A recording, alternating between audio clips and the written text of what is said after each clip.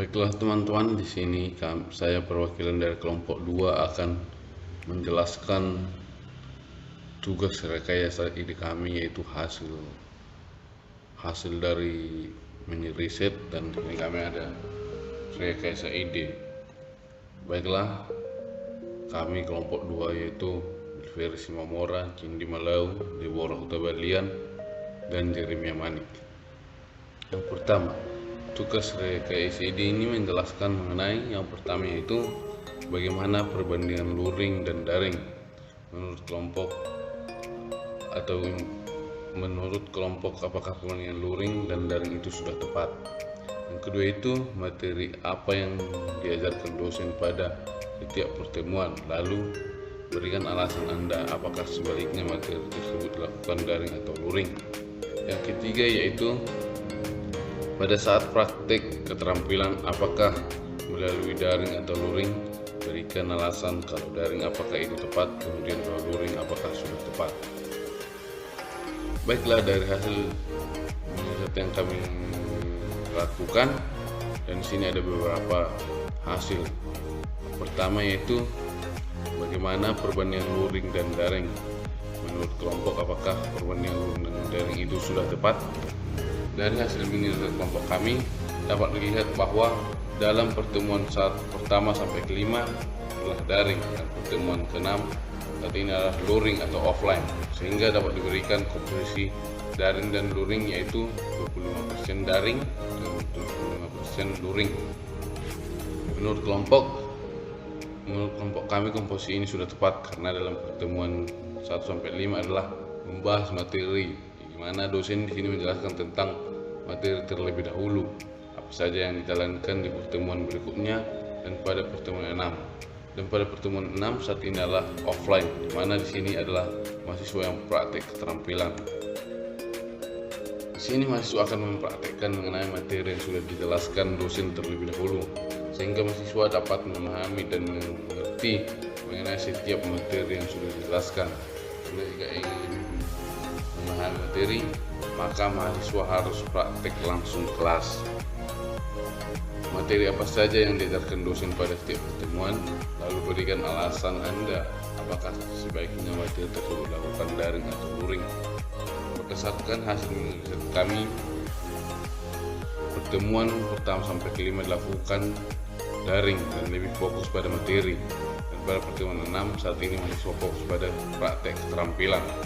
Namun dosen juga masih memberikan materi atau penjelasan untuk memperbaiki jika mahasiswa masih kurang dalam praktek.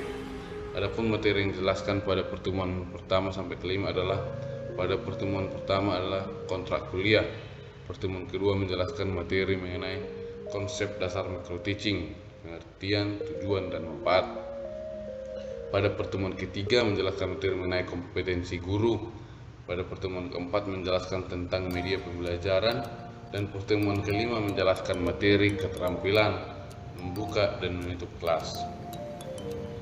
Menurut kelompok kami, pada pertemuan pertama sampai kelima yang lebih fokus pada materi yang disampaikan secara daring ini sudah tepat, di mana terlebih dahulu disampaikan materi, kemudian mahasiswa fokus pada praktek, dan ketika praktek mahasiswa masih kurang baik, maka dosen akan kembali menjelaskan tentang kesalahan atau kekurangan yang ada ketika praktek, sehingga dapat dikatakan jika saat daring pun mahasiswa tidak dapat mengerti atau kurang memahami mengenai materi, dosen masih bisa menjelaskan kembali ketika mahasiswa sudah praktek di ruangan.